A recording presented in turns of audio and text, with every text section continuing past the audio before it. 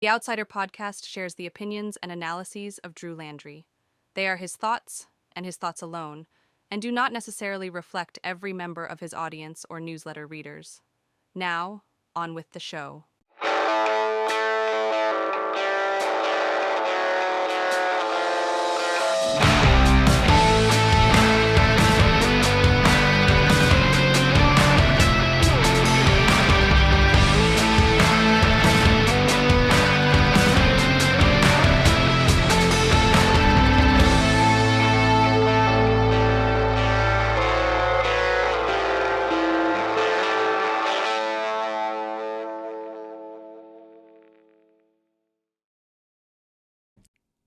Hey, welcome in to another episode of the Outsider Podcast. I'm your host, as always, Drew Landry. And folks, it's so good to be with you. Thanks for joining in wherever you are, whenever you are, and however you are listening to the best politics podcast west of I-35 in the great state of Texas. I appreciate you being with me today. And in today's episode, we do the trot around the bases. And in today's main topic, it's more of the polling data when it coming to the Texas Senate race. So let's dive right in. Let's hit that ball and let's mosey on down to first base. And in our first stop and our trot around the bases, it has something to do with someone who was a big political voice out here in West Texas. Someone who I appeared on his show a few times when I ran back in 2018, and his name was Chad Hasty, and Chad Hasty unexpectedly passed away on Thursday, April 30th, sometime in the morning. And it was a pretty big shock. It was shock to me, shock to some other political people throughout the state, the state representatives from Lubbock, the House Speaker, the state senator, and a lot of other people who are in the conservative movement out here, and other key political people who appeared on a show. It was a pretty shock deal. And so just 43 years old. And so I don't really know what the cause of death was. It's not really my business to know, but maybe if it's released out in the public, we'll get that info to you. So, I appeared on Chad's program when he was in the morning back in 2017, 2018, when I ran for state representative. And, he was a good interview. I mean, he really was. He was, he was a bit tougher on me than he was on some others. But, the fact of the matter is this, he was of the conservative movement. I mean, he was a Republican. I mean, that's public information. But even whenever he interviewed other Republican leaders, he still asked some pretty tough questions. He asked some pretty decent things to say and added to the conversation. So while he and I may not have always agreed, we were respectful. Anytime I saw him, I walked up to him and shook his hand. I remember a time when it was after the election, and I thanked him for having me on his show. So I really appreciated it, appreciated his contribution to the political arena and his commentary out here when it came to politics and other aspects of sports and other aspects of culture. And so he'll be missed in that arena, and appreciate his contribution. And I'm always grateful for anyone who has me on their programs, and to have a good conversation about the issues of the day. So may he rest in peace, and to any of his listeners, it's a sad loss to his friends, and I'll keep all of them in my thoughts. So all the best to his family and his wife, and any of the other listeners that are out there who listen to him. That's first base. Let's round first. Let's head on into second base, where in the last week, the two big polling firms released some information on the Texas Senate race, the race for U.S. Senate that would represent Texas.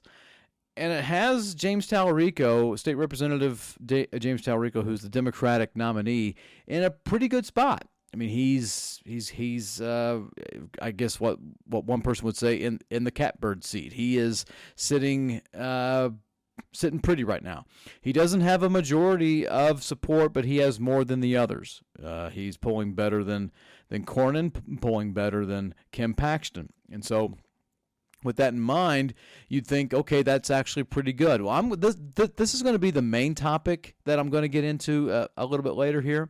So, but I wanted just to introduce it to you that was one of the bigger conversations that happened in this week that I felt needed to have some attention. So I just spent just a little bit of time on that. That was a pretty big thing. I mean, the polling that was out there on him actually had him higher than what I actually thought was going to be, especially at this point when the Republicans are still trying to figure out who they're going to nominate. Interesting to say the least. That said, we round second on our way into third. Governor of Maine, Janet Mills, when she ran, she announced her candidacy for U.S. Senate to take on senior senator from Maine, Susan Collins. And it seemed like that was the right candidate to be there. She won Maine twice in a statewide race for governor, and it seemed like she would be the best candidate to take on Susan Collins. The problem with Janet Mills was that she had a really tough primary opponent in Graham Plattner, and Plattner had a lot of progressive people on his side, like Bernie Sanders and Elizabeth Warren. Whereas Governor Mills, it seemed like had the support of the Democratic Senate Campaign Committee, and Minority Leader Chuck Schumer was thinking that she was going to be the main person to carry on that particular campaign. Well, turns out that on Thursday, April 30th, in the morning there, that Governor Mills drops out of the race. And she cites the fact that she just couldn't raise enough money to really stage a good challenge to Plattner or stage a good challenge against Susan Mills. No, not Susan Mills. Susan Collins, excuse me. So that being the case, she dropped out. The phrase that they give now is suspending the campaign. And what that means is that they're going to keep fundraising to help pay some bills and whatever else. So that's what happened there. Her polling against Plattner was not good, and I think that may have been the main reason outside of fundraising.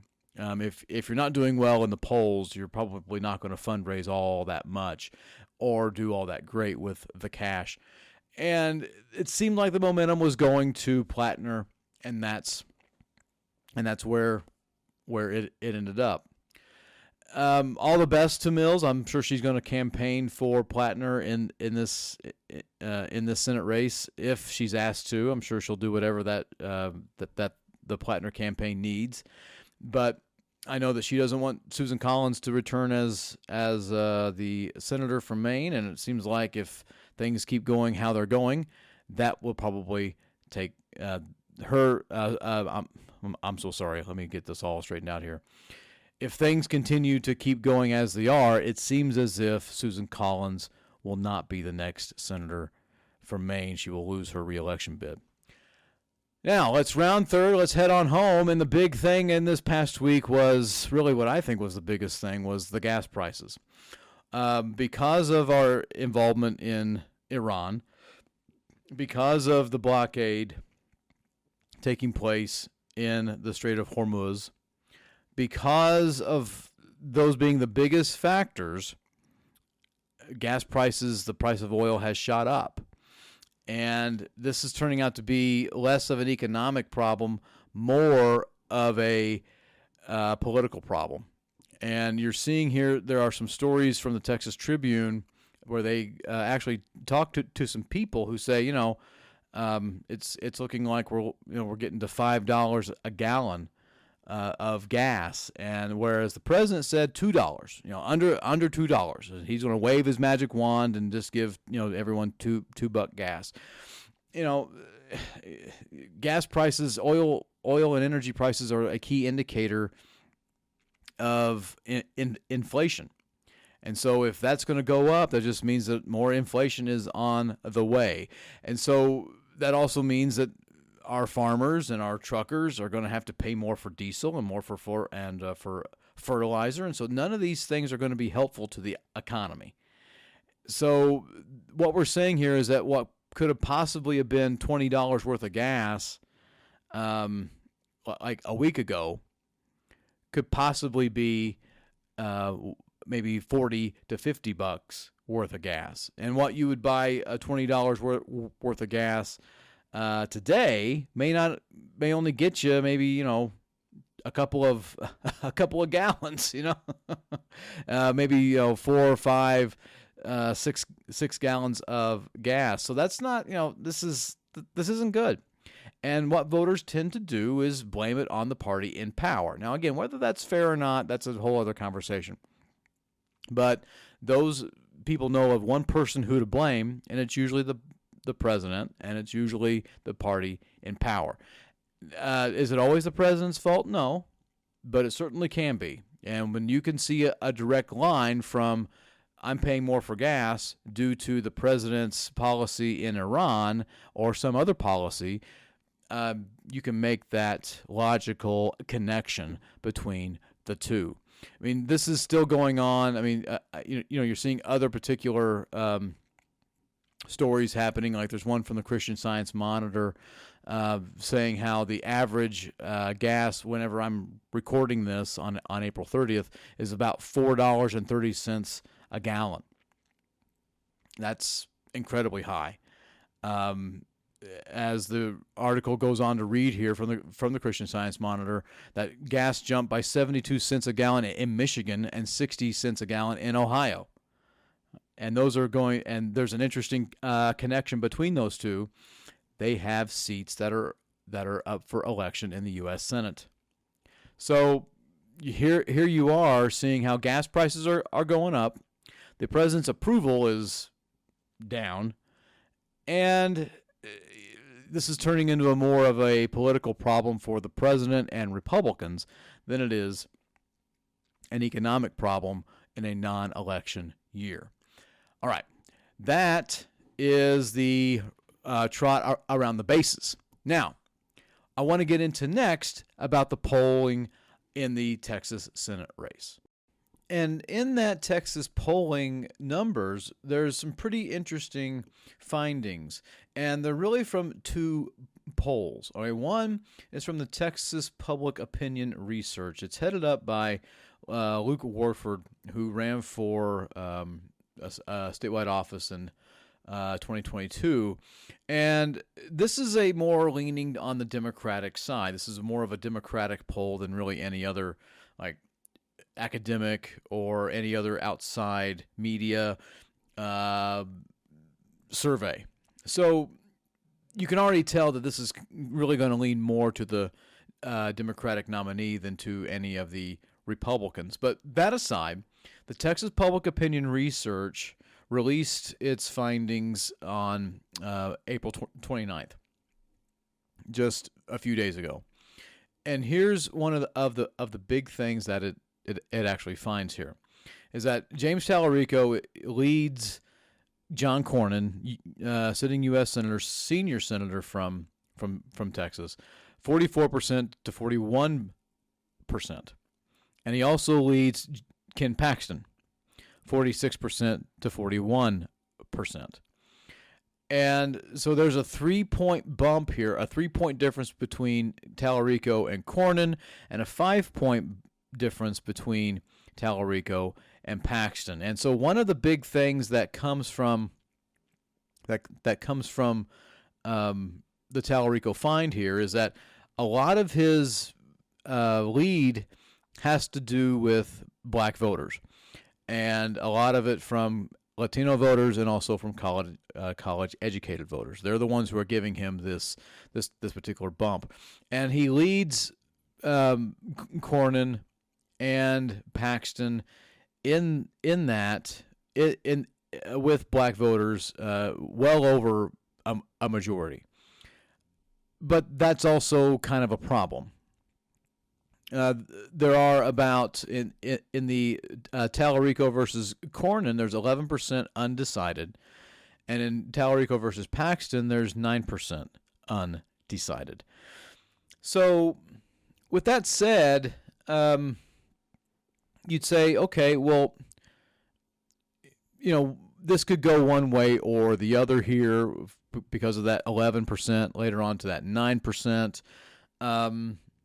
Interestingly enough, okay, the moderate voters are actually going to break for Tallarico, and this is going on to the breakdown from the TPOR survey that Tallarico leads Cornyn among these people who identify as moderate by about 43 points, 16% to 19%. And that increases when it is dealt with Paxton. And he leads them almost by 50%. It's 65 to 16. Independents are breaking for Tallarico by more than 20 points. So the 17% who self-identify as a somewhat conservative argued that they would back Tallarico over Cornyn. And 19% of those who say that they're somewhat conservative would back Paxton. I'm sorry, would not back Paxton. Would back Tallarico over Paxton.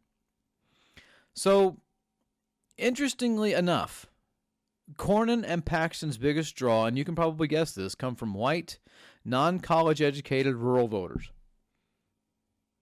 All right? And even at that, Cornyn and Paxton have a very low net favorability. They both underperform generic Republican candidates running for office.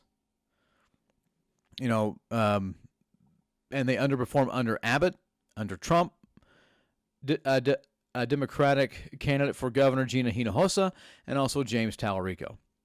So Cornyn and Paxton, according to this survey from the Texas Public Opinion Research, is pretty down just on their favorability.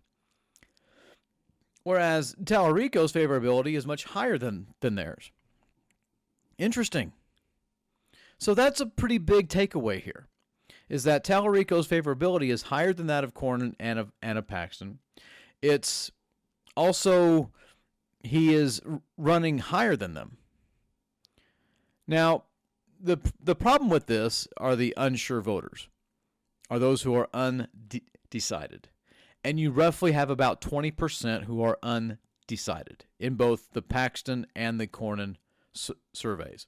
Meaning if you combine that 11% with Cornyn and that 9% with Paxton, you get 20%. Okay. And look, that's a lot of room for Tallarico to grow here. But let's understand that this being a Democratic survey is also, that kind of bleeds in, that kind of brings in a sense of a bias. So you got to bake that into this particular poll. And I think with the Cornyn survey, with the Cornyn find, that's more of a tell.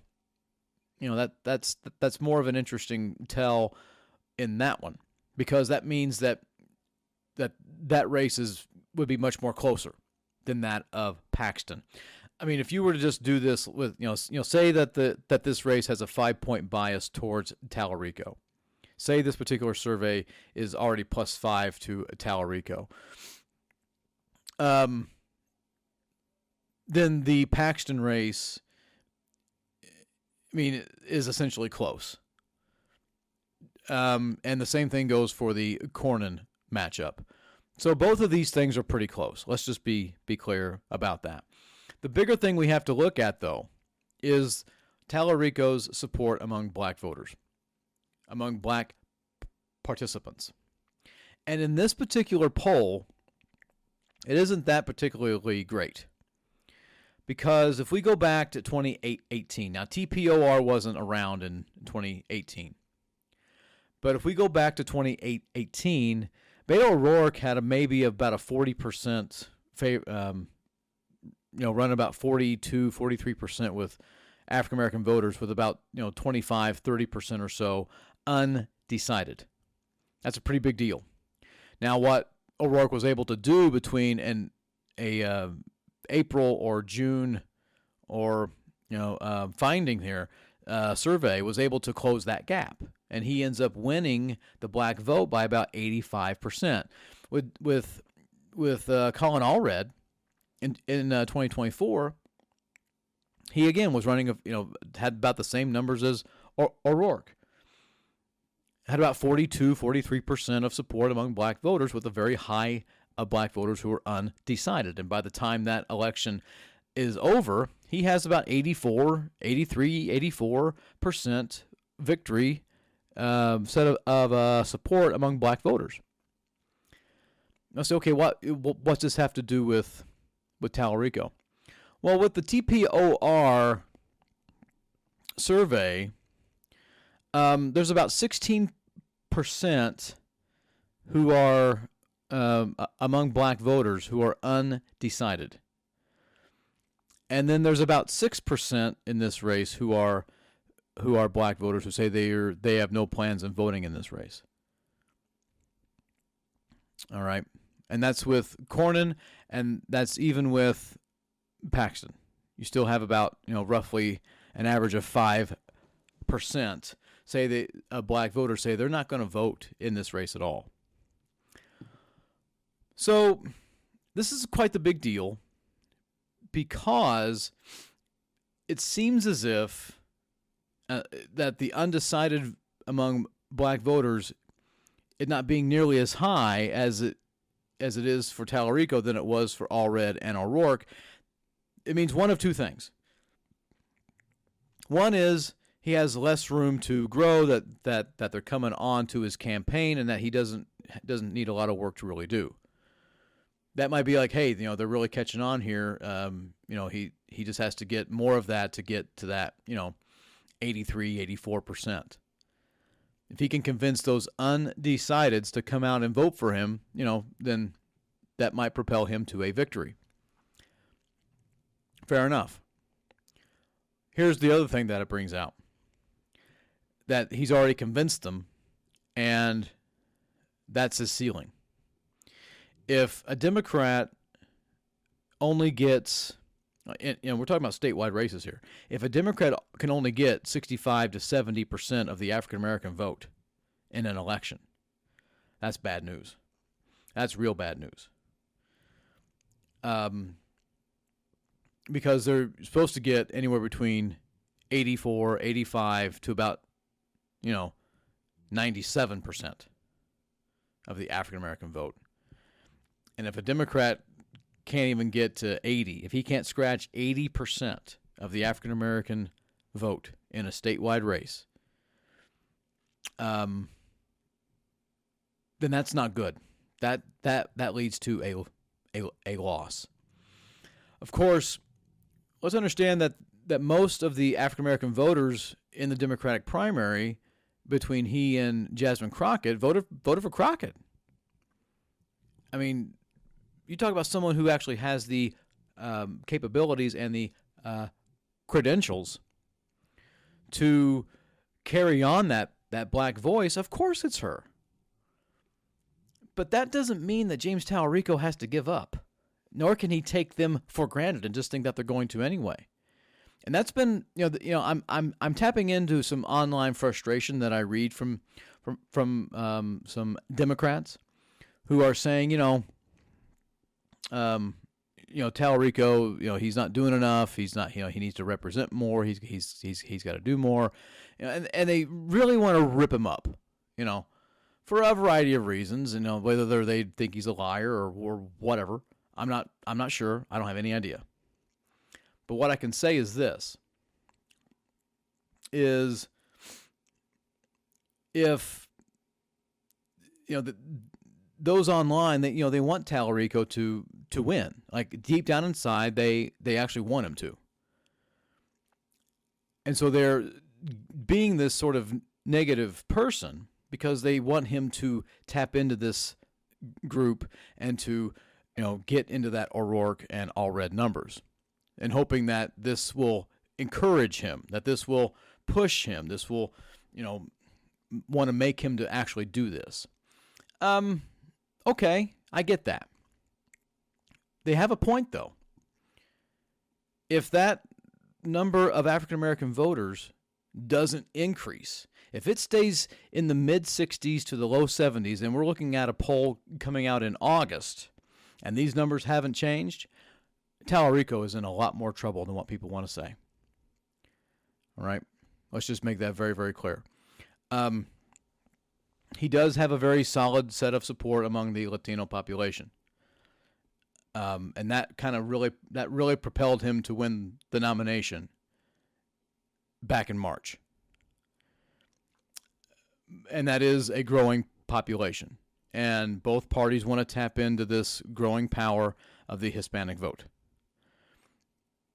But one thing you have to remember is you have to also maintain your other set of pillars of support too while you do this. And if you lose a key part in that, that's not good. Let's look at the other major poll that was released not too long ago.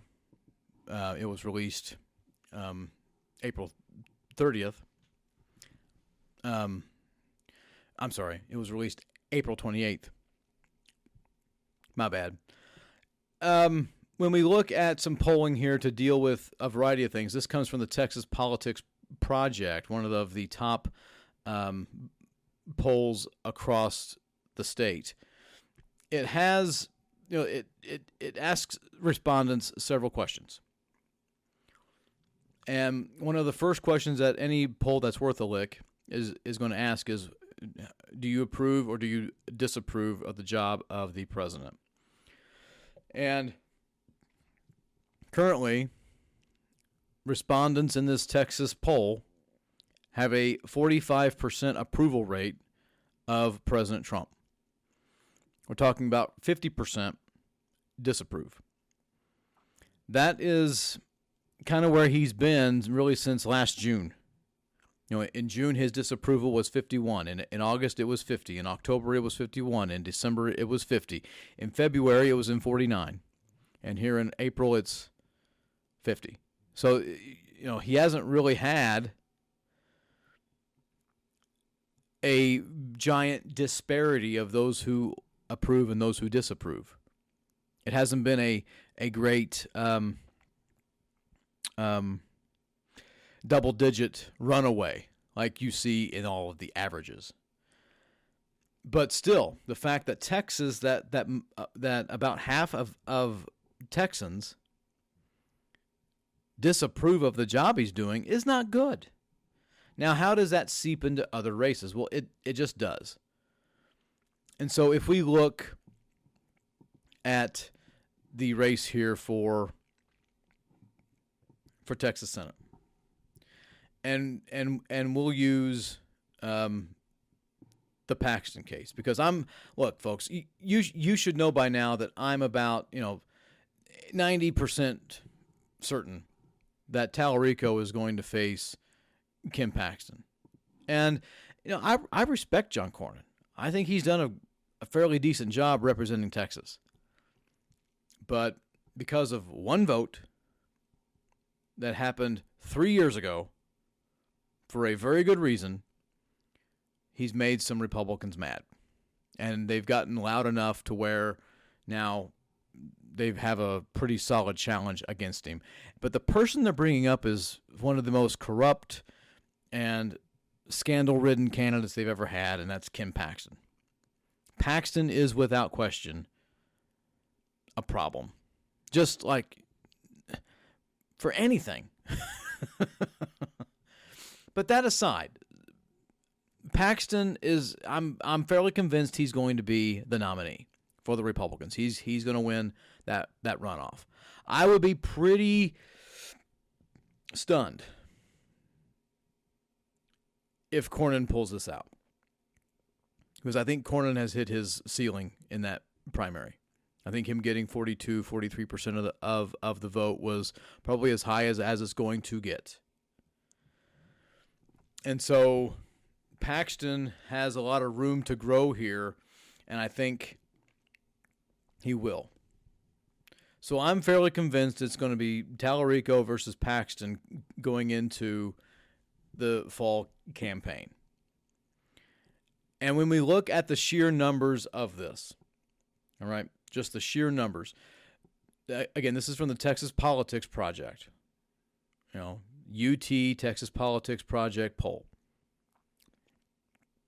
42% favor Tallarico, 34% favor Paxton. 5% wish it'd be somebody else. 19% say they don't have any thoughts. They're unsure. They're an undecided voter. Okay. Now we're dealing with this in April. I get it. That's a pretty high number of undecideds who can possibly sway this election. But let's look at a few things here. When we look at the independent, when we look at the party ID is what I meant to say here. 63% of Republicans say they're going to vote for Kim Paxton. 63%. In this hypothetical matchup between Paxton and Tallarico, 63% of Republicans say they're showing up to vote for him. 14% independents say so. 5% of Democrats. That's pretty funny. Although that's kind of how it goes anyway. Regardless, it doesn't matter what poll it is. The other party, you have a small number of support from the other party. 82% of Democrats are going to come out and vote for Tallarico. 39% of independents are going to show up for Tallarico. 11% of Republicans are going to show up for Tallarico. Again, 3% of Democrats wish it was somebody else. 8% of independents say wish it was somebody else. 6% of Republicans wish it was somebody else. The undecideds, 10% of Democrats are undecided. 20% of Republicans are undecided.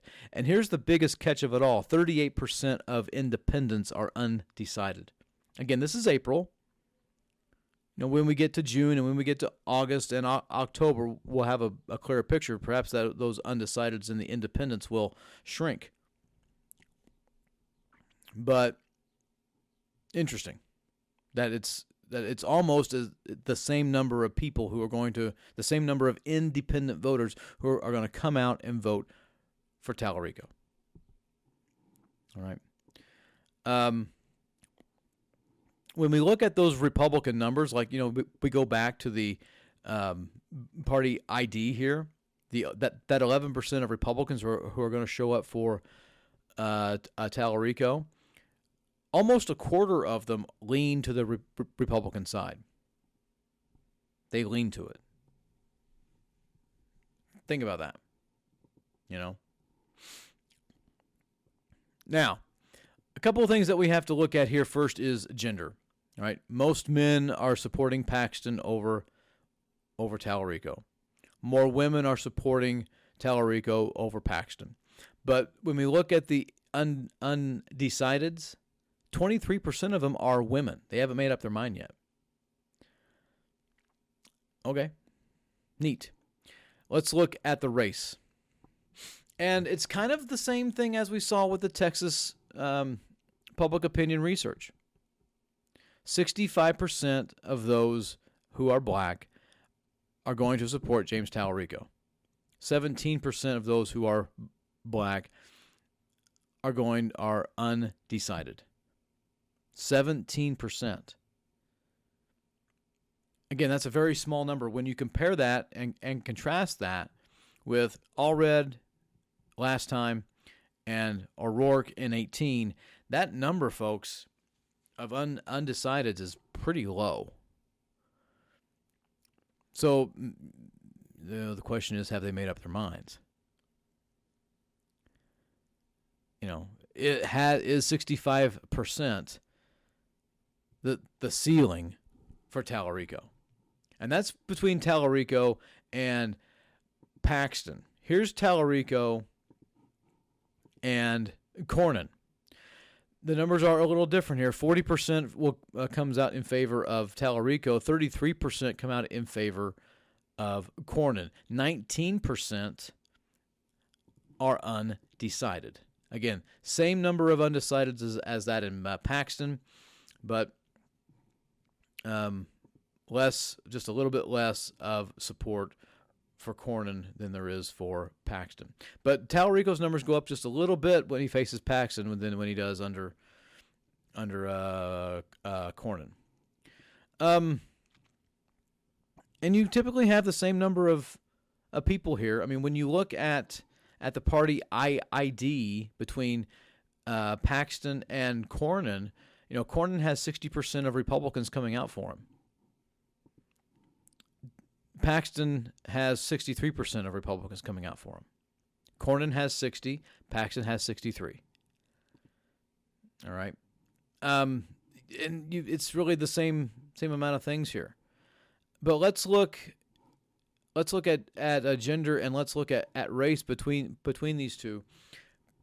Cornyn gets more men vote, gets more of the male vote than the female vote. All right.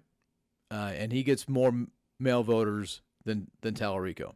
Tallarico gets more female voters than male voters, and he gets more female voters than Cornyn. But again, the leading gender in this is women when it comes to those who are undecided. The undecided is about 22% women. They haven't made up their minds as to what they want to do here. But when we look at race here, again, it's about what it was with the Texas public opinion research. 60% of those who are black voters are going to support, or at least who are surveyed here, will support James Tallarico. 18% of black voters who are surveyed here said that they are undecided. And, you can say, well, what all does that really mean? Let's remember what all that this can really be about. It can be one thing, hey, he doesn't really have to work that hard as the others did. There may not be a whole lot of room for him to really grow, which is the downside. Maybe he has reached his peak here. And again, we have to remember, any Democrat who can't get 84, 85, 86% of the African American vote in a statewide race isn't doing very good. Is probably not going to win. Okay? So that's what we have to really bear in mind here. And, you would think that, okay, well, that, let's look at the location.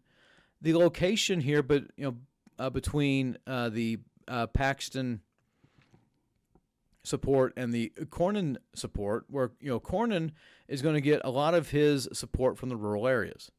The rural is really the one leading the most with 37%. The 34% comes from the suburbs.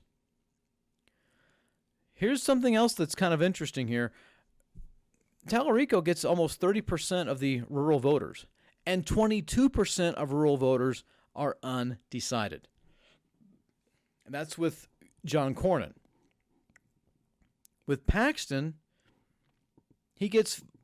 Paxton gets 44% of the rural voters. Nothing really changes here with Tallarico. He gets 28% of the rural voters, whereas 22% again are still undecided. So the rural vote here is going to come into play yet again. Tallarico is going to run away with the urban vote, whether he faces Cornyn or Paxton. That's just going to be there. He's going to get more of the suburban vote than Paxton and Cornyn will. That's just going to be there too. So it looks like that what will offset this could possibly be rural voters. And, here's another big thing here. If we look at age groups, the 30 to, the middle age groups, 30 to 44, 45 to 64, they're coming out in favor of Tallarico, especially when it comes to the polling between him and Cornyn and him and Paxton. which is kind of amazing that age group is excited to actually vote for this and to break for the Democrat. Of course, the older crowd, which makes up most of our voters, 51% are going to come out for Paxton. 47% of them will come out for Cornyn. But what I'm often thrown out here is, well, what about the younger voters? What about the 18 to 29? Okay, 38% say they'll come out for Talarico if he faces Cornyn. 36% say they'll come out for Talarico if he faces Paxton. I mean, yeah, okay. But let's understand, the younger vote is not a reliable source. It never has been. I mean, just ask George McGovern how that worked out for him in 72. It just didn't. So I don't think relying on the youth vote here is really going to be helpful, but relying on that middle-age vote, that is going to be helpful. This is a pretty big, these are some pretty significant numbers here for Talarico in both of those surveys when it comes to the age group, when it comes to gender, when it comes to location, even party identification. It's pretty interesting. But we have to be very mindful of Talarico's source of support with black voters. I mean, if he wants to win this thing, he's got to get that. He's got to truly improve on that. He has to. He legit has to. And look, I've also said this, that if character is what you're talking about here,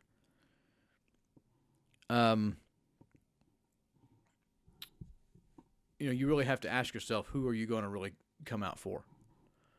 And this is where a group that would think that character matters most is with those who think that religion is a big deal.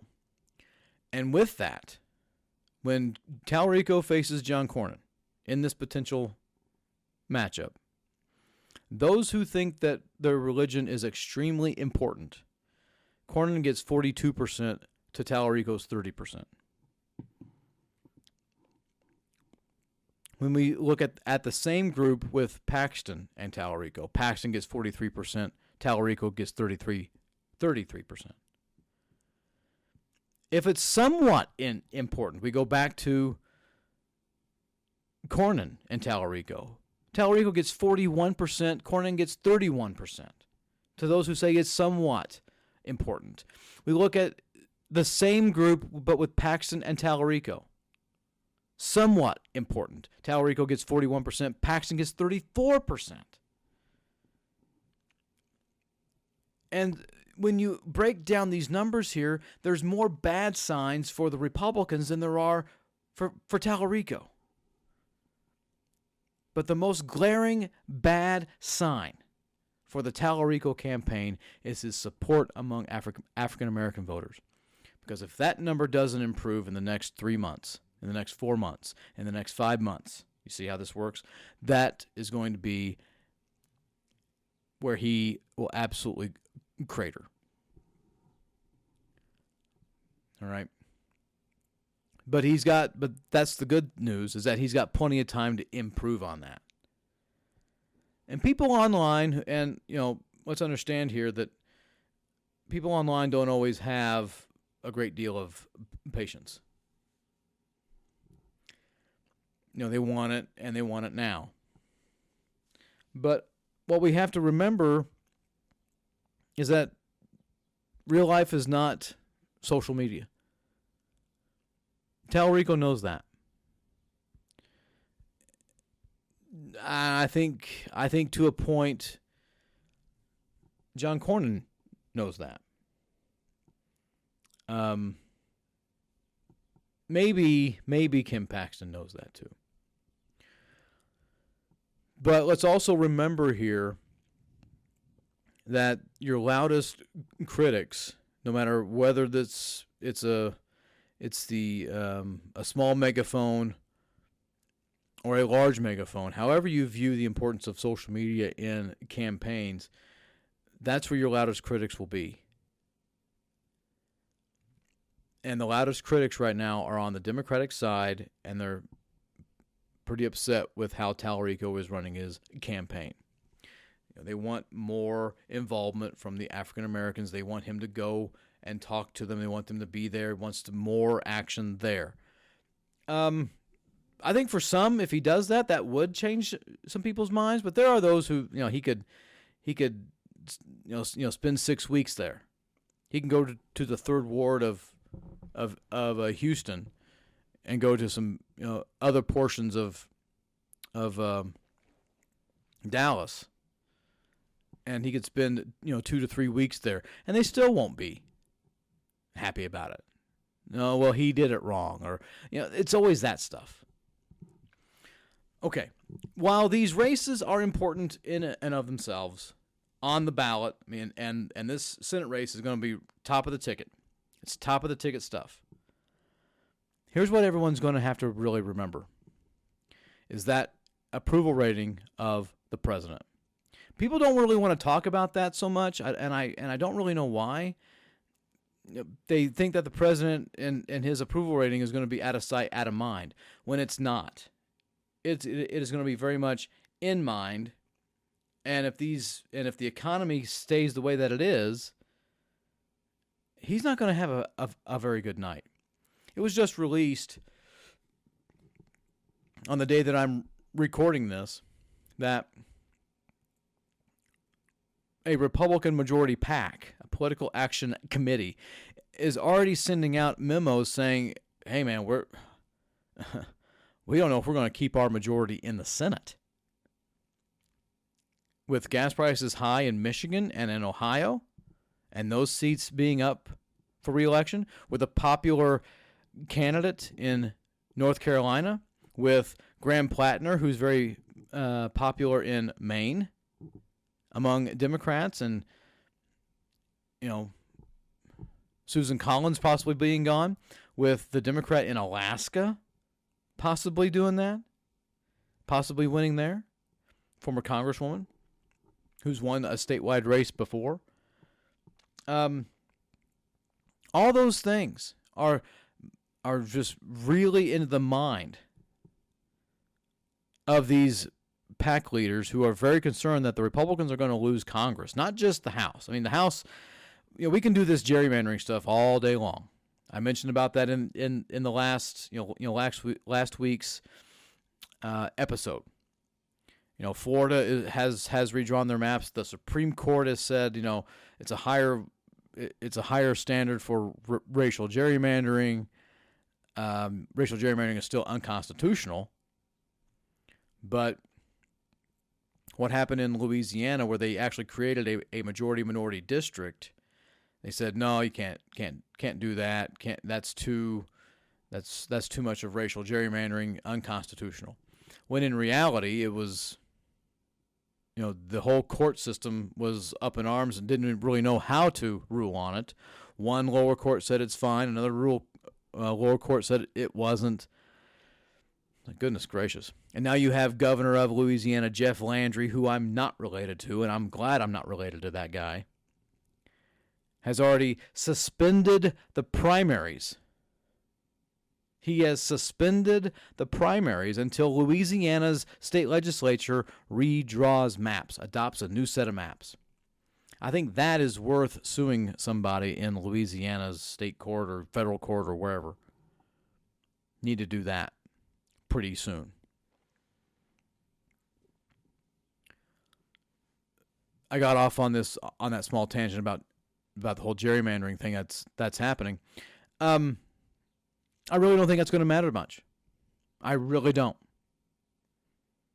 Even if New York wants to add 3, 4, 5 more Democratic seats, if Illinois wants to add 4 or 5 more Democratic seats, go for it.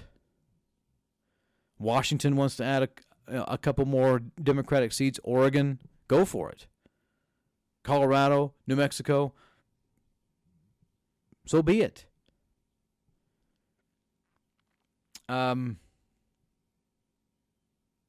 And I just have to ask, how much of that is going to be offset by other Republican states gerrymandering? This is the thing. It comes right back to the whole conversation about front loading when states deal with their primaries. If all of the states front load, if all of them have their primary on, between January and March, you have 50-some primaries, then what's the point of front loading? It's going to be the same strategy as it is for presidential elections. In the general, you go to the states that have the most delegates. If every state is gerrymandering and just a handful say, no, we're not going to gerrymander, what difference does it really make? Not much. Not much at all. So that's why I'm thinking here, maybe 22 seats are going to be up for re-election that are going to be truly competitive. 16 seats may actually be up for grabs. 13, 14 seats. And when those polls are done, the Democrats are in better shape with that. And that comes straight from the Cook Political Report. The nonpartisan, highly expert analysis from Amy Walter and so many others have highlighted the fact that it may not really matter all that much. Republicans they're going to lose the House. And the fear is they're going to lose the Senate. I don't know if I said this to you yet, but I want you to bear this in mind. The election is less than 6 months away. Okay, that's a lifetime in politics, folks. It's a lifetime. But if Democrats win in Alaska, if Democrats win, well, let's do this through the time period, through time zones. The Democrats are going to hold on to New Hampshire. I'm fairly convinced. Probably going to flip Maine, and we'll flip North Carolina. If the Democrats flip Ohio, and if the Democrats flip Iowa, Texas is going to flip. That's a high chance of that happening. Okay. I don't really know when Iowa's polls close, but if Ohio goes to Sherrod Brown and Iowa goes to the Democratic nominee, who I can't think of off the top of my head, and if the Democratic candidate for governor in Iowa wins that too, Texas is going to go. Texas is going to elect its first Democratic candidate since 1988. That's going to be the trend. It won't be so much about how much those candidates are loved as it is how much the president is unliked and Republicans are feeling punished for it. I am of the mind that 2026 is going to be kind of like 2018. You're going to see anger come out in these polls. You're going to see anger come out in these elections. Now, that's me saying this in late April, early May. Anything can change.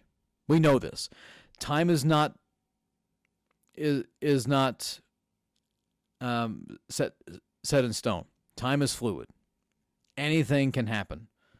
Public opinion is down now. It may go up. And with the president's numbers, there's only one place for where it can go. It can only go up. So yeah, that can happen. But if things don't improve, and we're looking at where we are now in late August, it's over. That election is done before it even started. Okay. All right. That's good enough here. Appreciate y'all listening. All right. And thank you for joining me and in this episode. All right. And I will see you again very, very soon. Thank you. The preceding analyses and opinions were that of Drew Landry and his alone. They did not necessarily reflect all of his podcast listeners or newsletter readers. Thank you for listening to the Outsider Podcast. Be sure to follow The Outsider on X and on Facebook. Also, don't forget to sign up to be a free subscriber to his newsletter on Substack. Just look for The Outsider. We will see you again next time.